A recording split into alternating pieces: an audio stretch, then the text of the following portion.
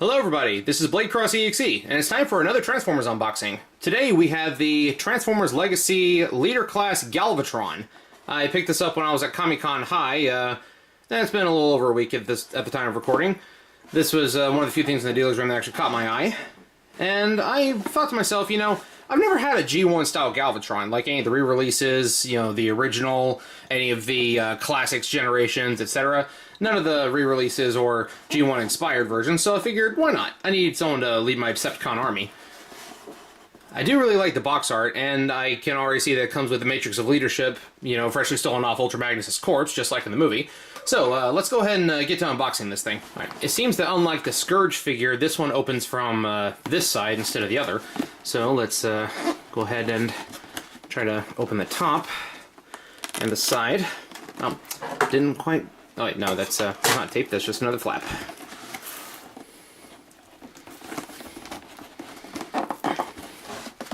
I've heard that some of these Transformers come with like little display stands inside the box, so I'm trying to not damage the box too much. There we go. Okay.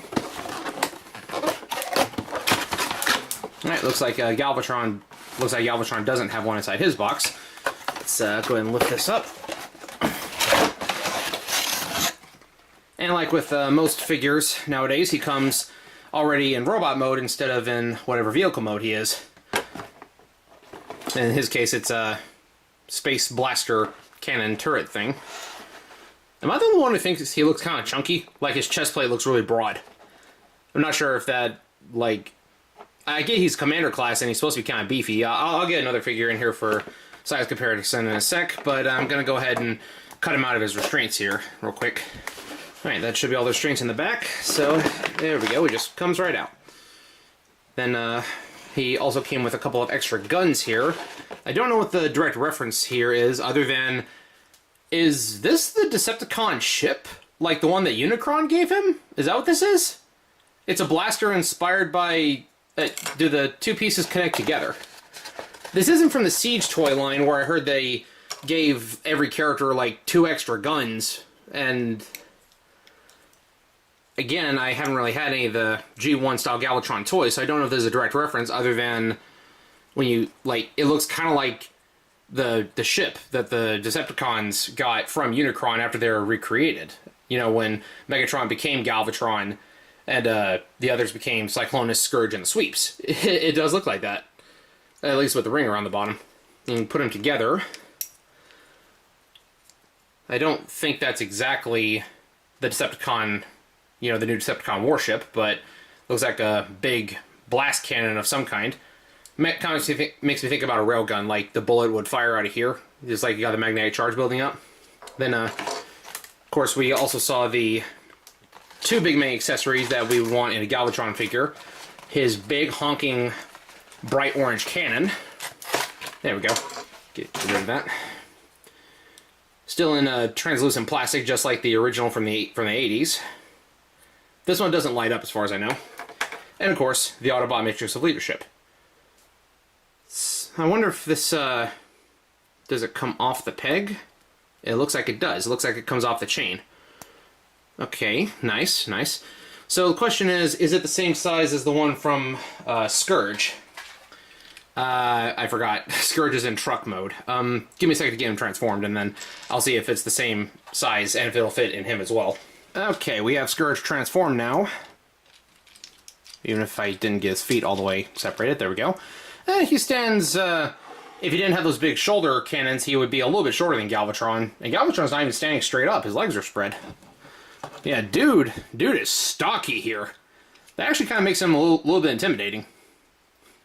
You know, imagine that you got someone with arms and legs this beefy that if you get punched or kicked by that, that's really going to hurt. But the question I had was about his Matrix. So let's pop open Scourge's chest plate here, and let's pry the Matrix from its holder. And I can already tell by looking at it that I'm dropping things. Yeah, the they're different sizes, so they are different shapes. I had heard tell that the Matrix that came with Galvatron is basically the same that came with Rodimus Prime and a couple of other figures from around that same time. Maybe Ultra Magnus. I'm pretty sure one version of Optimus Prime had it. So I don't quite think... Nah, it's just a little bit too long. The handles are a little too long to fit into the chest cavity.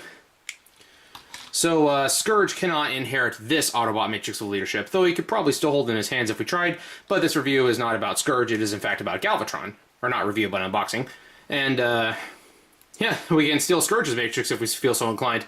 Just, put that around Galvatron's neck and call it the Decepticon Matrix of Leadership. It's a piece of Unicron's Spark, and it's the ultimate counter to Optimus Prime and Primus. Because, why else would Scourge have a Matrix, you know? Alright, we'll put them aside for now. They can fight for leadership after the camera's been turned off. So, let's see here. I feel like that's part of the cannon mode. Just put that around his neck like a pimp chain. There we go. He's, oh, let me give him his cannon. Plugs in like so. And now he is ready to go try to subjugate Unicron. You know, severely underestimate that, then get Unicron to just completely destroy Cybertron when he had considered sparing the wretched planet. But, you know, Galvatron's hubris doomed us all. So, let me pick up that gun that I dropped on the floor. We got two of these blasters here. Again, I think they look like the Unicron Decepticon warship. I don't know what it's actually called. I know the Nemesis is the name of the super iconic Decepticon warship from the G1 Pilot and Beast Wars and a lot of other series after that. But I don't know if the one that Unicron gave them has a distinct name or not. Otherwise, it just looks kind of silly. I'm always up for more weapons just so that way there's a little more variety when it comes to playability. As far as I'm aware, Galvatron never used any kind of guns like this, but it might be from one of the comic adaptations, just not from the G1 cartoon. I do know that the Combiner Wars Ultra Magnus was more so based on the IDW comics rather than his original G1 counterpart. And I do know that the War for Cybertron Siege toy line did love to just give people tons of extra weapons. So, give me a second, and I'll see if I can get this guy transformed. Alright, that's about as close as I can get it, based on following the instructions as best I could. It was a little unclear at times, but pretty sure I got it right. So yeah, Galvatron in his space cannon mode. And you see that just like the original toy, the little orange piece does attach right here. And I do think it's kind of funny that the way it kind of pops off of the arm cannon and then plugs in right there. There's one scene in the movie in particular, I'm pretty sure it's while Galvatron is fighting Hot Rod inside Unicron. Like, you just see, when he shifts back from cannon mode into robot mode, you just see the nose cone, like, laser cannon thing just jump off and then just land on his arm while he's transforming back. It's really funny. And, of course, you can mount the other guns right here next to the barrel. And if, yeah, this, the actual, like, cannon piece, like, not the barrel, but the rest of the blaster that Galvatron uses in robot mode isn't actually incorporated into the transformation according to the instruction manual. So I just kind of pinned it right there because, you know, these modern figures have 5mm ports all over them.